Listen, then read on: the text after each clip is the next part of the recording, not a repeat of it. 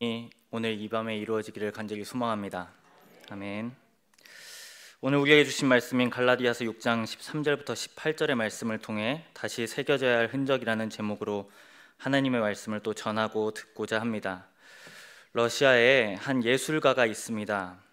이 사람이 자신의 예술 활동에서 쓴 단어가 있는데 바로 그 단어는 뷰자데라는 단어입니다. 뷰자데. 이 현상은 이 말이 의미하는 바는 일상에서 접하는 상황인데 되게 낯설게 느껴지는 것을 말한다고 합니다. 이 뷰자데의 반대말을 우리가 많이 들어보았을 겁니다. 바로 데자뷰입니다. 데자뷰란 꿈속에서 보았던 현상이 실제로 일어나는 것을 말하는데 낯선 곳인데도 불구하고 되게 우리에게 익숙하게 느껴질 때 데자뷰라는 현상을 사용합니다. 오늘 설교의 제목을 듣고 대본에 이게 무슨 의미인지 아마 분명히 감으로 오실 텐데 우리 모두가 이 뷰자데의 마음처럼 낯설게 바라보고 다시 이 말씀을 새롭게 봄으로써 우리의 믿음의 분량이 한 단계 성숙되는 은혜가 있기를 간절히 소망합니다. 우리 옆에 있는 성도님들에게 인사하고 싶었는데 옆에 있는 성도님들에게 이렇게 인사하면 마음이 어려우실 것 같아서 우리 자신에게 하는 걸로 하도록 하겠습니다. 주님 앞에서 고집 부리지 않겠습니다. 해보겠습니다. 시작. 주님 앞에서 고집 부리지 않겠습니다. 네. 다음과 같은 질문을 던지면서 절대 김진명 목사님과 이게 짠 부분이 아닌데, 네.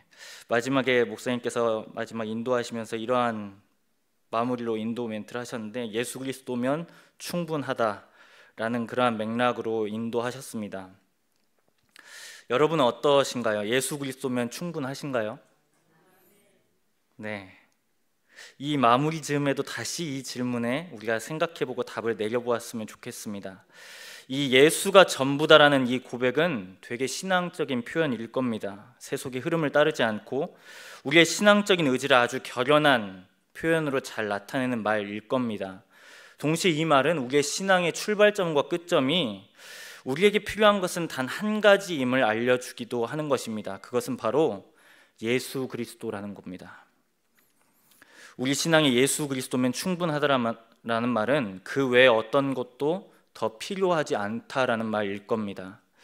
그런데 우리는 이 말의 진짜 의미를 다시 한 번 더 생각해 볼 필요가 있어 보입니다. 왜냐하면 이 말이 주는 이 정확한 워딩은 사실을 저희들에게 알려주고 있지만 이 말 때문에 우리의 신앙은 때로는 뜬구름 잡는 식으로 빠지는 경우가 종종 있기 때문입니다.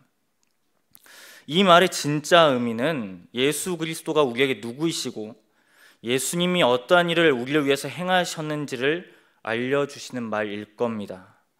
그러니까 예수 그리스도면 충분하다라는 이 말은 예수님이 누구이신지, 예수님이 우리를 위해서 무슨 일을 행하셨는지가 우리 가운데 확실할 때에 이 의미가 보다 분명해질 수 있다라는 말입니다. 여러분, 예수님은 하나님의 아들이십니다. 예수님은 또한 사람의 아들입니다. 그분은 참 하나님이시고 참 사람이십니다. 예수님께서 이 땅에 오셔서 하신 일은 십자가와 부활의 사건이었습니다. 그리고 이는 여전히 우리에게 적용되는 사건임에 틀림이 없습니다. 잘 알려진 말씀입니다. 갈라디아서 2장 20절에 이렇게 증언하고 있습니다. 내가 그리스도와 함께 십자가에 못 박혔나니 그런즉 이제는 내가 사는 것이 아니요 오직 내 안에 그리스도께서 사시는 것이라. 이제 내가 육체 가운데 사는 것은 나를 사랑하사 나를 위하여 자기 자신을 버리신 하나님의 아들을 믿는 믿음 안에서 사는 것이라고 분명히 바울은 자신의 신앙을 고백했습니다. 초대교회를 위협하는 이단들의 도전들은 이때 당시에도 계속되고 있었습니다. 그 중에 아주 중요하게 다루어졌던 문제 중 하나는 바로 종말에 관한 문제였습니다. 주님께서 오신다는 것이 분명한 사실인가라는 질문과 그렇다면 주님의 다시 오심은 언제 이루어지는가가 이 초대교회 성도들에게 계속해서 도전으로 남았던 질문이었습니다. 여기에 대해서 바울은 데살로니가 성도들에게 주님께서 반드시 다시 오실 종말은 실현된다라는 것을 그 편지에서 썼습니다. 어떻게 보면 종말의 미래적인 측면을 강조해 놓고 있습니다. 반대로 오늘 갈라디아서 2장 20절에는 예수님의 죽음으로 사망을 이기신 예수님과 함께 주님의 죽으심을 따른 성도들은 예수님께서 이미 그 성도들 안에 살고 계신다는 현재적인 종말론에 더욱 무게를 두었습니다. 그러니까 데살로니가서와 갈라디아서의 차이가 저희가 볼 수 있다라는 겁니다. 믿는 이들 가운데 종말의 때에 하나님의 심판대 앞에 모두 다 서게 될 텐데, 그때 어떻게 하나님의 심판이 심판으로 끝나지 않고 긍휼함을 입을 수 있는가라는 질문에 대해서 바울은 오직 예수 그리스도만으로 의롭다 하심을 입을 수 있다라고 증언하고 있습니다. 오늘 설교를 시작하면서 지극히 당연하고 뻔해 보이는 질문입니다. 예수면 충분한가? 예수면 다인가? 라고 시작했습니다. 그런데 이 지극히 당연해 보이는 이 질문이 당시 갈라디아 교회를 비롯한 초대교회 모든 교회들에게 있어서, 특히 많은 이방인 성도들 가운데 있어서 가장 이들 가운데 논쟁이 일어나는 이유가 되었습니다. 당시의 정황을 바울은 갈라디아서 1장 6절과 7절에서 이렇게 소개해 놓고 있습니다. 그리스도의 은혜로 너희를 부르신 이를 이같이 속히 떠나 다른 복음을 따르는 것을 내가 이상하게 여기노라. 다른 복음은 없나니 다만 어떤 사람들이 너희를 교란하여 그리스도의 복음을 변하게 하려 한다고 갈라디아 교회 성도들에게 그 정황을 소개하고 있습니다. 우리가 많은 서신서, 그러니까 신약에 있는 많은 편지글들을 볼 수 있습니다. 이때 당시에 있는 편지들의 양식을 바울 역시 따라하고 있습니다. 그 양식 중 하나는 바로 수신자에게 감사 인사를 하는 형태입니다.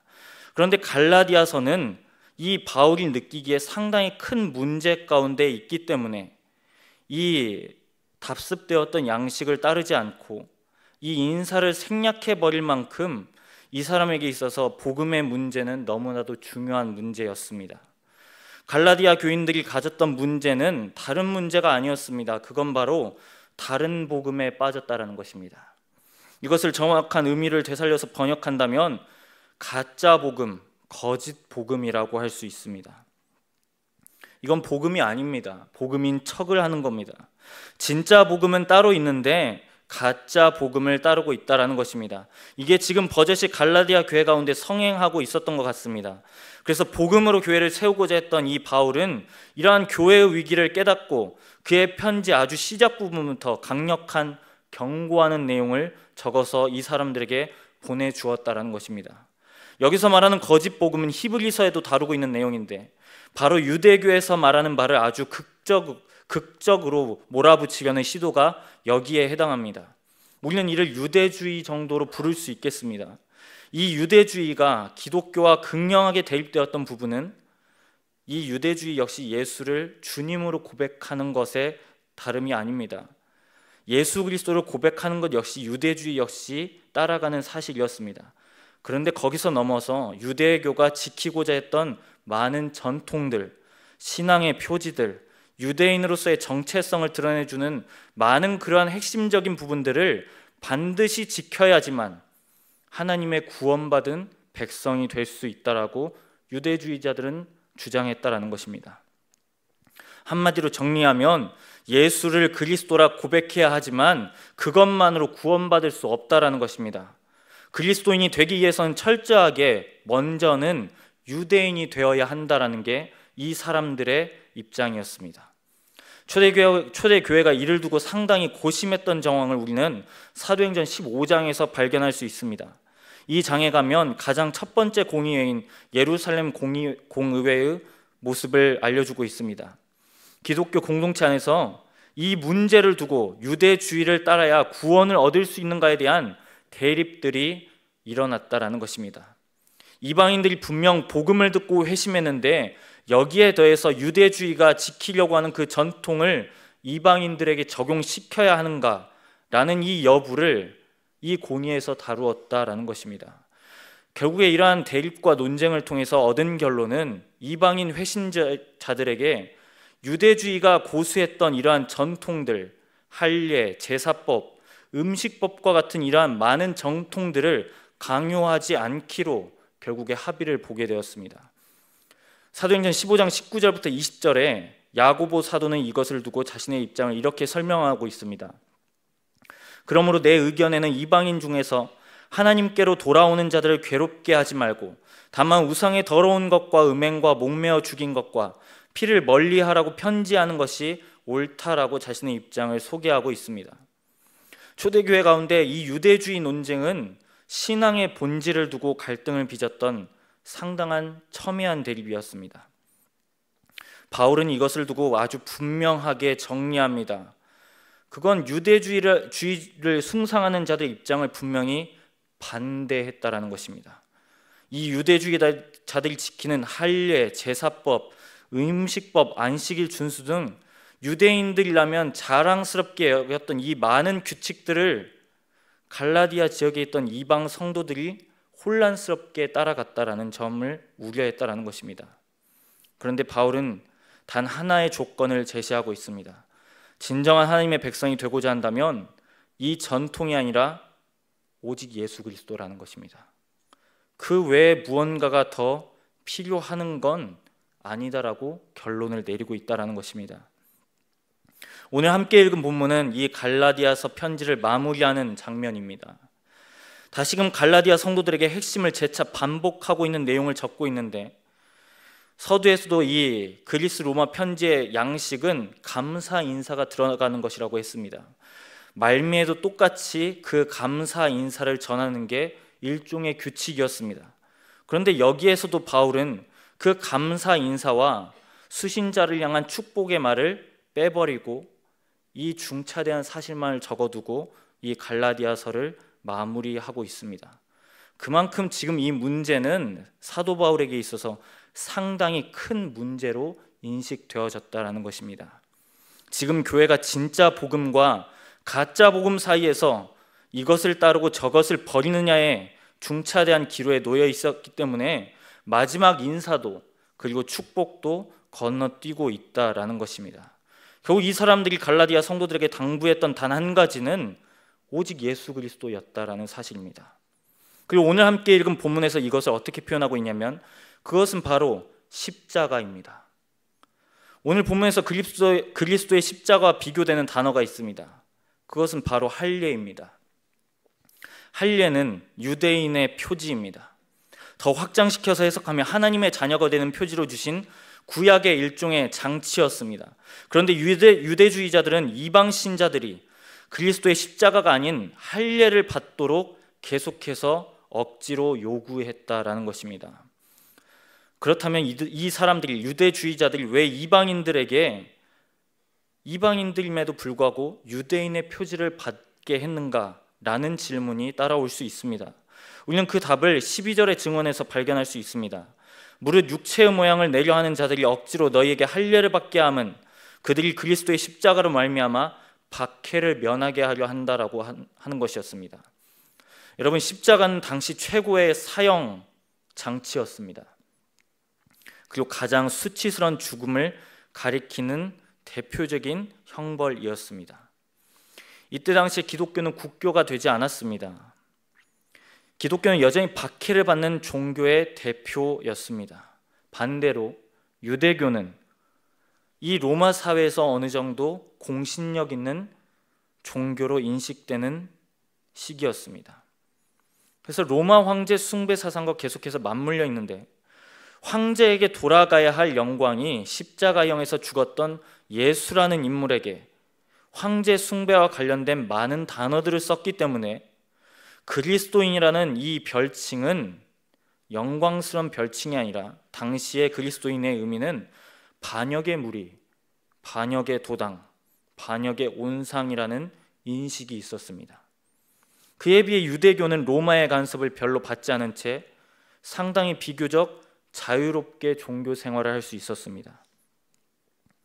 이런 전후 상황을 고려해 보면 이 12절의 말씀은 로마에게 배척받지 않고 죽기 싫다면 기독교가 아닌 유대교로 건너오라는 강권인 것입니다.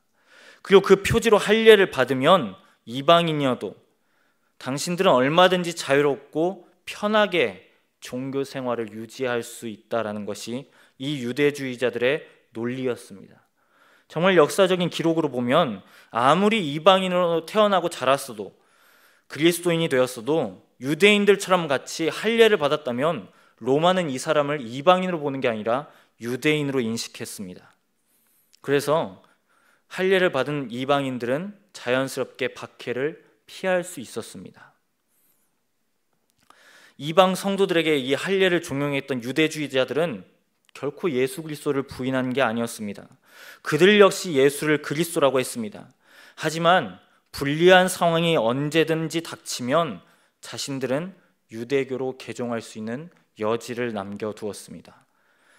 그리고 이것을 이방인들에게도 여지를 두었다라는 것입니다. 그렇게 하면서 얼마든지 편하게 신앙생활하고 얼마든지 자유롭게 종교 생활을 가능하게 하기 위해서 할례라는 이 귀중한 가치를 그 사람들에게 종용했다라는 것입니다. 좋은 게 좋은 거라고 코에 걸면 코걸이, 귀에 걸면 귀걸이라는 식으로 이 믿음을 변질시켜 버렸다라는 것입니다. 그래서 바울의 입장에서 이 할례라는 건 안전성을 보장받는 편리한 장치가 아닌 것입니다. 오직 그리스도의 은혜로 은총으로 구원받는 것을 거부하는 그리스도를 저버리는 행위로 간주했다라는 것입니다. 그러니까 이건 단순히 할례를 받는가 받지 않는가 정도의 단순한 차원이 아니라 할례를 받는다는 것은 곧 십자가를 저버리는 것으로 바울은 간주했다라는 것입니다. 그래서 사도는 편지의 마지막 부분임에도 불구하고 상당히 강력한 어조로 이 이방 성도들에게 경고하고 있습니다. 이어서 14절에 이렇게 말씀하고 있습니다. 그러나 내게는 우리 주 예수 그리스도의 십자가 외에 결코 자랑할 것이 없으니 그리스도로 말미암아 세상이 나를 대하여 십자가에 못 박히고 내가 또한 세상을 대하여 그러한다라고 사도 바울은 자신의 입장을 강력하게 표명하고 있습니다. 바울은 차라리 할례를 받을 거면 그리스도의 십자가를 자랑하라고 강권합니다. 이는 결코 영광스러운 말이 아닙니다. 당시 이 말은 그냥 죽으라는 겁니다. 할례를 택할 거면 차라리 죽으라는 겁니다. 할례보다 죽음이 낫다라는 것입니다. 그런데 여러분, 세상은 어떻습니까? 죽음을 일부러 택하는 건 미련한 일입니다. 그 어떤 종교나 가르침에서 자신이 살기 위해서 죽으라고 강요하는 종교는 없습니다. 오히려 자신의 내면을 비우거나 아니면 채워서 결국 살아있는 자신을 개발해서 어떠한 모양이든 형편이든 지금보다 더 나아지게 하는 게 세상의 가르침입니다. 여기에는 결단코 자기 자신의 죽음을 말하지 않습니다. 동양 철학의 가르침 가운데도 내면을 비우는 가르침이 있습니다. 자신의 내면을 끊임없이 비우라고 합니다. 그러면 해탈의 경지에 이른다고 말합니다. 하지만 그리스도의 십자가가 가장 다른 점은 비우고 또 비워도 끊임없이 비워도 결국 그 비우는 과정 가운데 죽음까지는 가지 않습니다. 하지만 기독교는 완전히 다른 방향을 제시합니다. 죽어야 한다고 말합니다. 이 자체가 이미 역설인 겁니다. 여러분, 우리는 잘 기억해야 합니다. 지금이야 그리스도의 십자가를 여러 곳에서 발견할 수 있고 심지어 그것으로 우리 몸매에 치장하기도 합니다. 이걸 지금 잘못됐다, 잘했다라는 것을 말하는 게 아닙니다. 십자가의 본래 의미는 죽음입니다. 십자가에는 안전이 없습니다. 안락도 없고 편안함과도 거리가 매우 먼 겁니다. 당시 사회에서 사람들이 생각했던 십자가는 가장 혐오스러운 것 그 자체였습니다. 여러분들이 제일 싫어하는 것이 있다면 십자가는 그것보다 훨씬 더 이상의 것입니다. 이건 사회적으로 도저히 용납받을 수 없는 것입니다. 십자가의 위치는 늘 도성 밖에 위치하거나 아니면 한적한 곳에 가장 변두리의 곳에 있는 게 마땅했습니다. 왜냐하면 십자가는 저주의 표상이었기 때문입니다. 하지만 복음서의 증언과 같이 하나님의 아들이신 예수 그리스도는 그 가장 혐오스러운 나무 위에서 자기의 목숨을 스스로 내어주셨습니다. 여러분, 십자가는 자랑해야 할 게 아니라 십자가는 피해야 할 것이었습니다. 십자가는 높이 추앙해야 할 대상이 아니라 형벌 중에 형벌이었고 그 십자가에 달린 사람은 가장 저주를 받은 사람이었다라는 인식이 이 당시에 팽배했습니다. 당시 사람들의 인식으로 한다면 십자가에 달린 사람은 하나님께 버림받은 사람입니다. 이게 바로 십자가의 의미입니다. 그런데 지금 바울은 이 저주의 표상인 십자가를 자랑하라고 권면하고 있습니다. 그러니까 당시 사람들은 이 말을 듣고 경악했을 게 분명합니다. 바울이 제정신이 아니었다고 생각했을 겁니다. 오늘날도 마찬가지입니다. 죽는 건 약한 겁니다. 약육강식의 사회에서 십자가는 한없이 약한 거고 그 이상 그 이하도 아닌 겁니다. 약한 것은 곧 열등함으로 이어지고 이해되어집니다. 열등함은 이 세상에서 받아주지 않습니다. 이 세상은 힘이 있어야 한다고 가르칩니다. 돈이 있어야 한다고 가르칩니다. 권력이 있어야 한다고 말합니다. 명예가 있어야 한다고 말합니다. 그리고 이 모든 것들을 가지고 타인을 짓밟아야 한다고 세상은 말합니다. 그래야 올라설 수 있기 때문입니다. 우리가 살아가는 사회가 그렇지 않으면 좋겠지만 우리가 살아가는 사회는 엄연히 이런 폭력이 용인되어지고 있는 사회입니다. 그리고 이 세상을 살아가기 위해서는 앞에 열거된 것이 조금은 있어야 그래도 살 수 있는 겁니다. 그런데 십자가는 오히려 정반대입니다. 폭력이 난무하는 세상 가운데서 그리스도의 십자가는 위력으로 맞서신 게 아니라 사랑과 용서로, 자비와 긍휼로, 은총과 화해로 맞섰다는 유일한 이야기입니다. 그리고 그리스도의 십자가는 우리가 이미 아는 결말과 같이 죽음으로 끝나신 게 아니라 몸이 다시 살아나심으로써 사망의 권세를 이기셨습니다. 우리는 여기서 그리스도의 십자가에 담긴 역설의 의미를 발견할 수 있습니다. 그건 곧 죽어야 다시 산다라는 겁니다. 주님의 말씀이 참으로 진리라는 사실입니다. 고린도서에서 말한 것처럼 유대인들에게 거리끼는 것이고 이방인들에게 미련한 것일지는 몰라도 사랑으로 증오를 이기는 것, 긍휼로 폭력을 이기는 것, 겸손으로 오만함을 이길 수 있는 유일한 방법은 바로 예수 그리스도의 십자가 아니고선 설명할 수 없습니다. 예수 그리스도께서는 이 십자가를 통해서 몸이 다시 산다는 것의 기적을 친히 몸소 보여주셨습니다. 여기까지는 우리가 동의하는 바고 잘 이해되는 부분입니다. 그런데 진짜 문제는 이제부터입니다. 여기서 한 가지 중요한 대목을 짚고 넘어가야 합니다. 주님이 부활하시기 전에 주님은 죽으셨다라는 겁니다. 우리는 이 사실을 너무나 잘 알기 때문에 지나쳐버릴 때가 많습니다. 하지만 죽음이 없이는 부활은 존재할 수 없습니다. 이것이 바로 로마서에서 말씀하시는 하나님의 의로움입니다. 그러니까 오늘 갈라디아서의 이해와 덧붙여서 생각해보면 여기에 더해서 할례를 받거나 음식을 가려 먹거나 안식일을 지키거나 더 나아가서 자신의 공로를 더하는 것은 예수 그리스도의 십자가를 부정하고 부인하는 것입니다.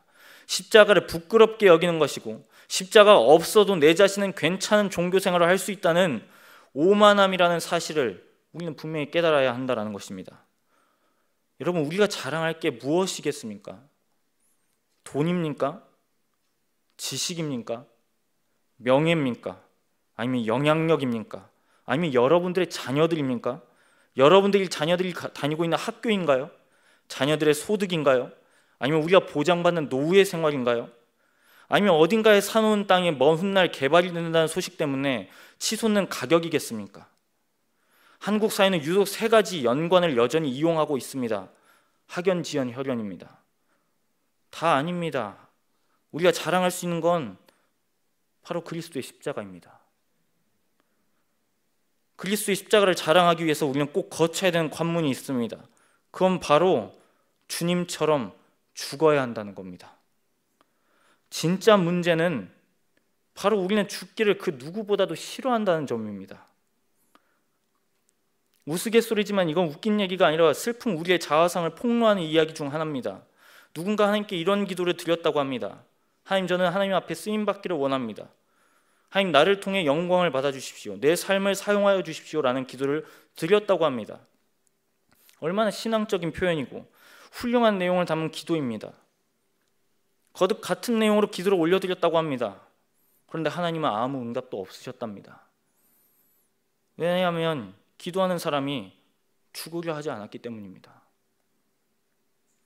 또 이런 안타까운 이야기도 들었던 것 같습니다. 하나님이 쓰시고자 하지만 계속 그 사람이 다시 살아나서 쓰실 수 없다는 이야기입니다. 하나님이 계속해서 연단을 주어서 인격과 성품을 평탄하게 만드시고 쓰시고자 하는데 여전히 그 사람은 계속해서 옛 자아가 살아있기 때문에 하나님도 더 이상 손을 대지 않았다는 이야기입니다. 여러분, 세상 사람들은 살려고 아등바등 힘씁니다. 그런데 그리스도인은 정반대여야 합니다. 죽으려고 몸부림쳐야 합니다. 예수님께서는 이를 두고 이렇게 마태복음 16장 24절에 말씀하십니다. 예수께서 제자들에게 이르시되 누구든지 나를 따라오려거든 자기를 부인하고 자기 십자가를 지고 나를 따르라고 하십니다. 여기서 십자가를 진다는 의미는 영광스러운 길로 제자들을 초대하는 게 아닙니다. 죽으라고 부르신 겁니다. 예수님께서 지금 제자들을 향해서 지금 죽으라고 하시는 겁니다. 자기를 부인하는 사람만이 예수 그리스도를 따를 수 있다라고 말씀하십니다. 그런데 우리의 믿음의 문제는 가장 어디서부터 시작됩니까? 우리가 죽지 않아서 그런 많은 일들이 파생되어지는 거 아니겠습니까? 주님을 따르기는 해야겠는데 그러자고 죽기는 싫습니다. 이게 우리의 본성에서 일어나는 소요입니다. 제 자신만을 보아더라도 그렇습니다. 정말 죽기를 싫어할 뿐더러 죽기를 힘들어합니다. 어떤 부분은 하나님 앞에서 바짝 납작 엎드리지만 어떤 부분은 여전히 내 자신이 살아서 하나님 앞에서까지 내 자신을 주장하려는 그러한 모습들이 제 안에서 얼마나 많은지 모릅니다. 그래서 여러분, 우리는 회개할 때 다음과 같은 사실을 인정해야 합니다. 주님, 저는 죽기를 그 누구보다 싫어합니다. 이번 한 주를 보내며 그것을 또 경험하며 살았습니다. 이렇게 여전히 살아있는 저를 하나님 회개합니다. 그리스도께서 날 위해 죽으신 것처럼 나 역시 죽게 하옵소서. 이게 바로 우리의 회개의 내용이 되어야 한다는 것입니다. 요한복음 15장에 보면 예수님께서 자신의 제자들에게 참 포도나무 비유를 들려주십니다. 우리는 이 이야기의 전말을 잘 압니다. 하나님은 농부이시고 예수님은 참 포도나무이시고 그리고 믿는 성도들은 모두 다 가지입니다. 가지의 생명력은 가지에게 있는 것이 아닙니다. 나무에게 있습니다. 그래서 가지는 나무에 붙어 있어야 나무의 생명력을 통해서 가지가 살고 그리고 열매를 맺는다고 분명히 주님은 말씀해 주고 계십니다. 그런데 우리는 이 이야기를 너무 순진하게 이해하고 있는 것은 아닌지 모르겠습니다. 가지인 우리가 나무에 붙어 있다는 의미를 거칠게 적용하면, 그러니까 순진하게 적용하면 신앙생활 열심히 하는 정도로 받아들입니다. 그런데 정작 주님이 원하셨던 건 죽는 거였다는 거죠. 제자로 부르신 건 먼저 죽으라고 하신 겁니다. 요한복음 12장에 보면 미랄의 이야기를 해주십니다. 이는 분명히 예수님께서 자신의 죽음을 예고하신 것이기도 하지만 동시에 자신을 따르는 모든 사람들의 삶이 그와 같을 것이라는 것을 알려주시는 이야기입니다. 요한복음 12장 24절의 말씀입니다. 내가 진실로 진실로 너희에게 이르노니 한 알의 밀이 땅에 떨어져 죽지 아니하면 한 알 그대로 있고 죽으면 많은 열매를 맺는다고 분명히 저들에게 가르쳐주고 계십니다. 듣기에 민망하실 수도 있겠지만 성서에 적혀져 있는 사실 그대로 여러분들과 또 저의 자신에게도 전합니다. 여러분, 그리스도의 장성한 분량으로 믿음이 자라기를 원하시나요? 그럼 죽으셔야 합니다. 성령의 인도하심을 받고 또 성령의 열매가 우리 삶에서 계속 맺히기를 원하십니까? 그렇다면 여러분은 그리스도의 십자가를 자랑해야 합니다. 예수님의 제자가 되기를 원하십니까? 그렇다면 힘드시겠지만 십자가를 또 지셔야 합니다.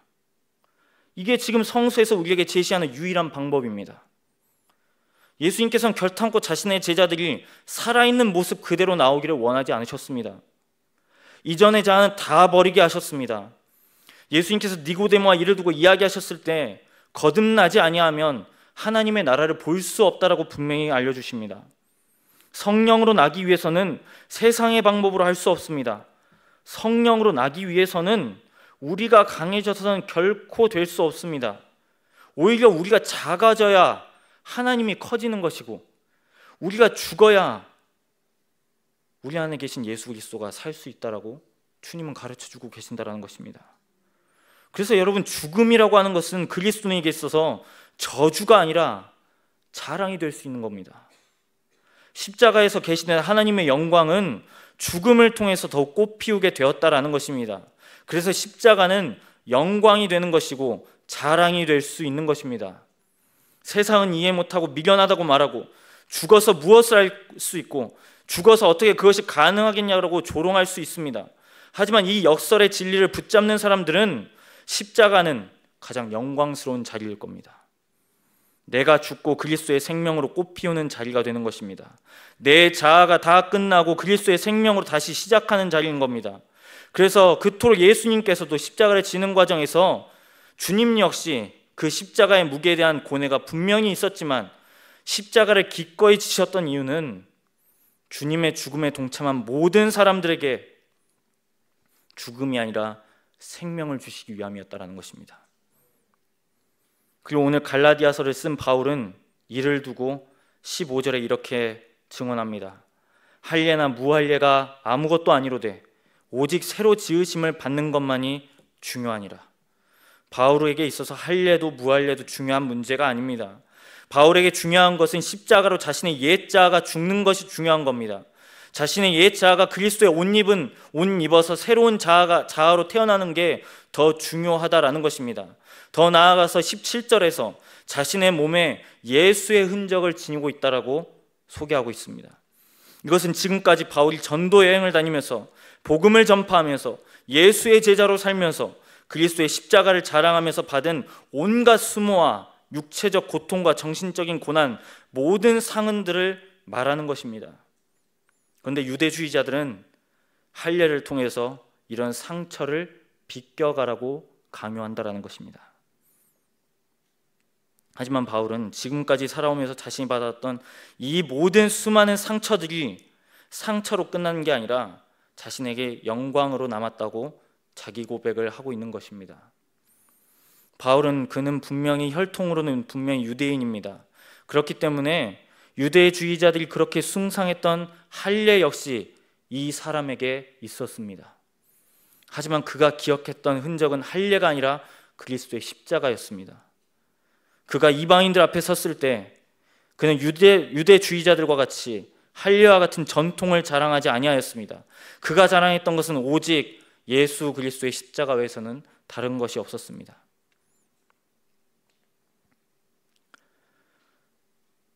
사랑하는 성도 여러분, 우리가 하나님의 의롭다 하심을 얻을 수 있는 유일한 조건은 바로 그리스도의 십자가입니다.